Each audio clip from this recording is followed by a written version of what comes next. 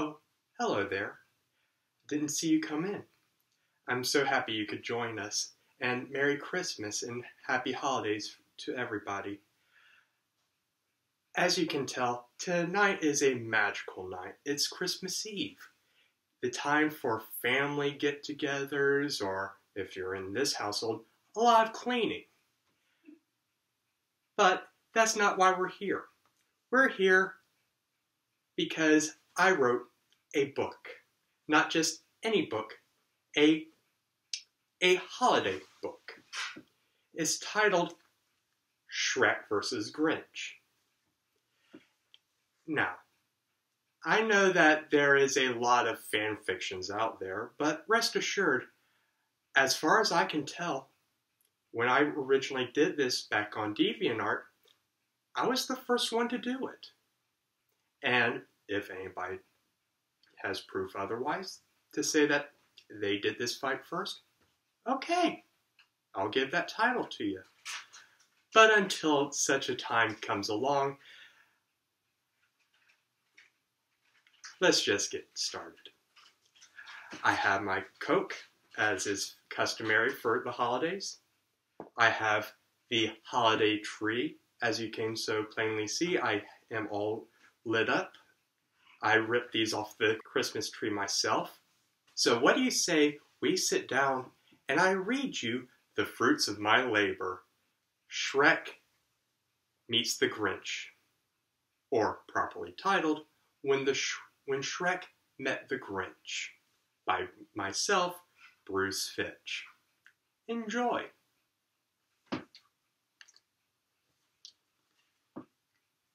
I am so excited. I hope you are, dear viewer.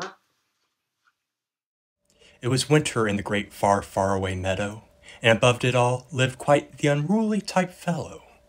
16.5 long hours of work was the Grinch's day, doing odd and deplorable acts, only fitting of his life's way. What he did with his time during the day, little did know. The only thing left certain was it left many in woe. High up on the mountain the Grinch lived triumphant, inside his home upon the slope of Mount Crumpet. Satisfied with the day's work, into his home he walked in, greeted by his faithful dog Max with the slightest of grins. "It's been a long day of Grinchy work for me, my good boy. But now's the time for sleeping, my sweet joyous of joys." The day was over. Creatures of the night roam about, as the Grinch leaned over, blowing the lantern light out. All was quiet, not a sound to be heard, until the Grinch was awoken by a sound most absurd. He slunk to his telescope with the grimmest of bounds, gazing about the grounds for the source of such sounds. He looked to the left. "Nothing," he said with a sneer, when something to his right with his telescope he did veer. 3 little babies was the source of the noise.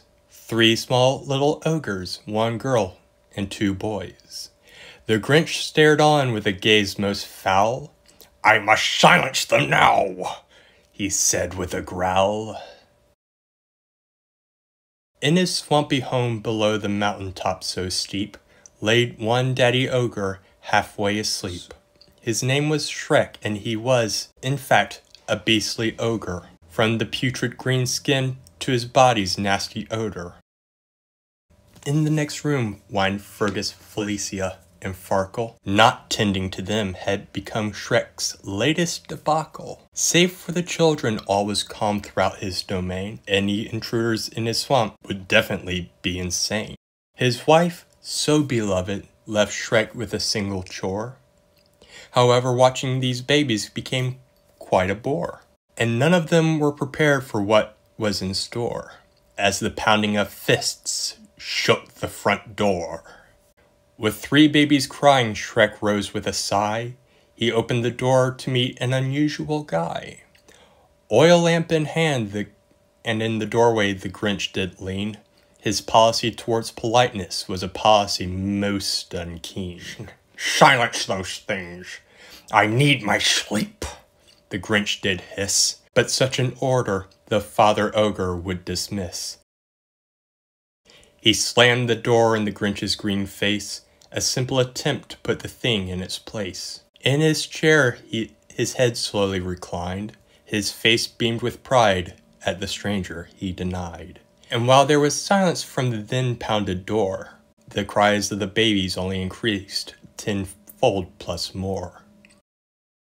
Yet amidst the whines and screams, if one were to notice, the rustling of movement outside would come into focus. For now it was personal, and the Grinch would not concede, so down the chimney he went, stealthily he did proceed.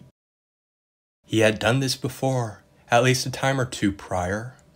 Halfway down this chimney things didn't seem so dire, but he stopped suddenly, having noticed their fire, letting out a painful scream, bellowing like a choir. Yow!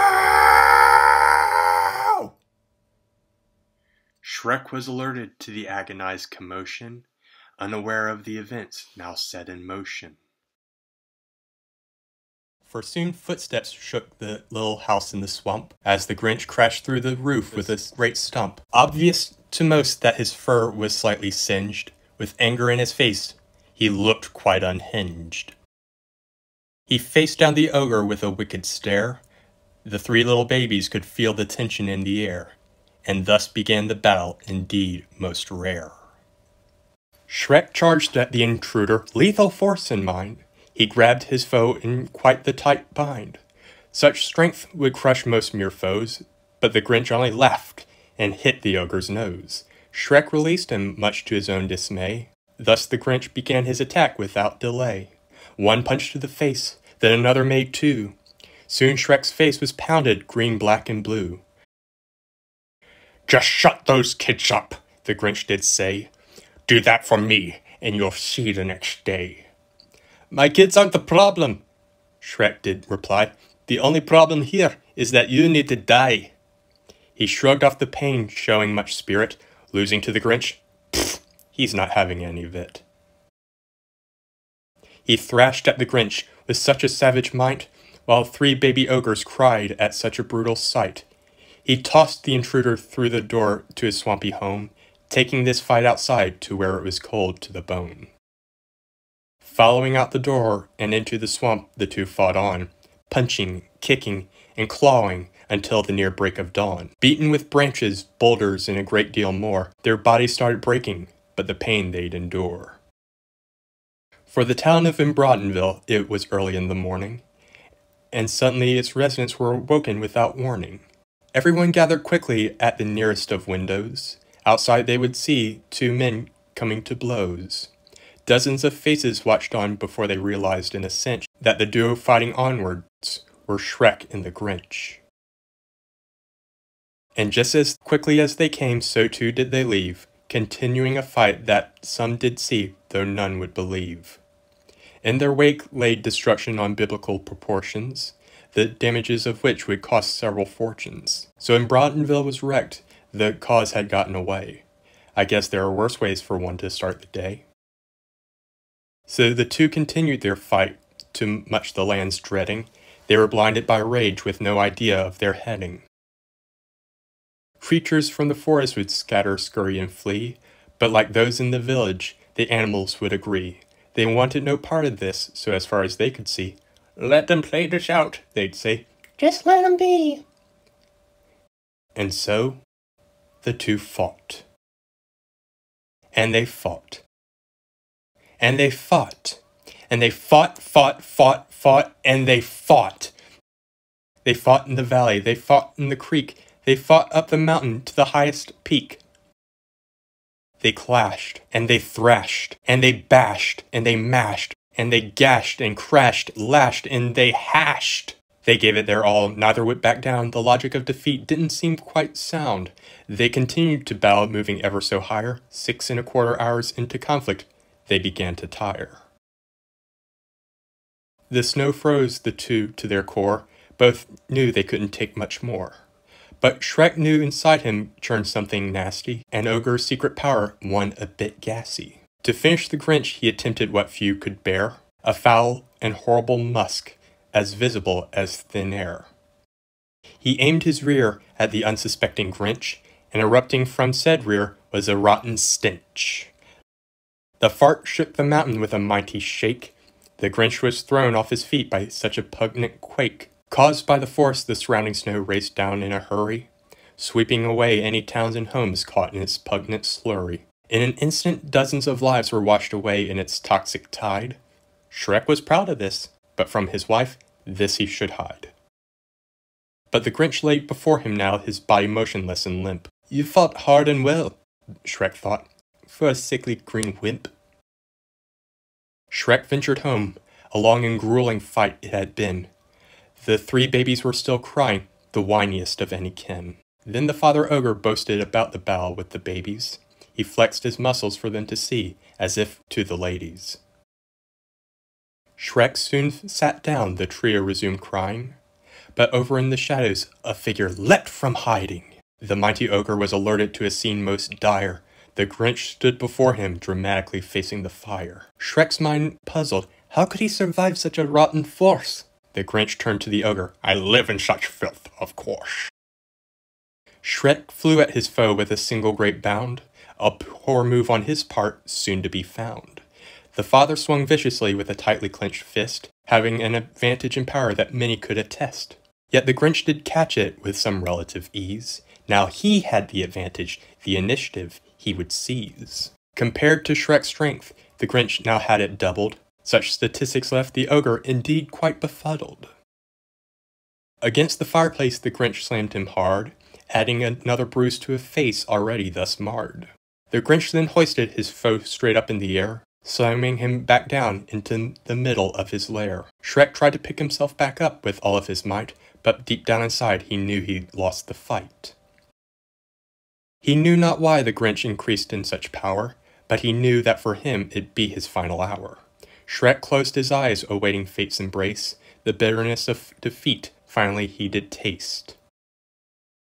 "I came here for silence, dear ogre," the Grinch said with a sigh. "I'm not here to kill you," he continued. "I'm not that kind of guy." Shrek slowly opened his eyes. His face was full of disbelief. The Grinch then offered his hand to him, much to his relief. "But I want you to remember this, and I want you to remember it well. For tonight I, the Grinch, did beat you. You put me through hell." To end this cycle of violence, he then offered Shrek a truce, for tonight was in fact Christmas Eve, no time for such abuse. Shrek then sighed and agreed to the holiday ceasefire. But what should they do next, he would then inquire. The Grinch then presented him a Seussian craft toast. The two compared notes on who got hurt the most.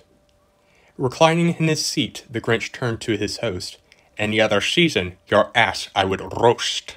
Shrek knew then that this was no boast. To keep the babies quiet, they pondered a resolution.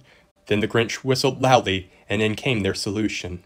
The baby ogres were delighted to see the pup Max, and their content allowed the duo to finally relax.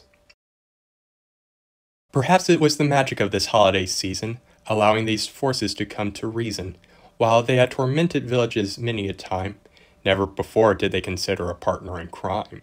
Both our heroes have learned many a lesson past, including the best ideals we all hope will last. Though we're all different, we can all share a same function, whether it's spreading joy or an appetite for destruction. Just see what happens when you look through a new lens.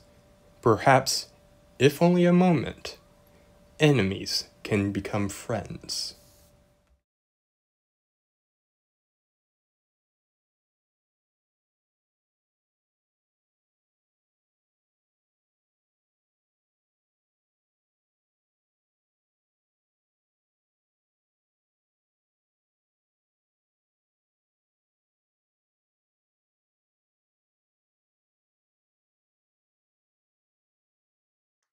So, there's the book.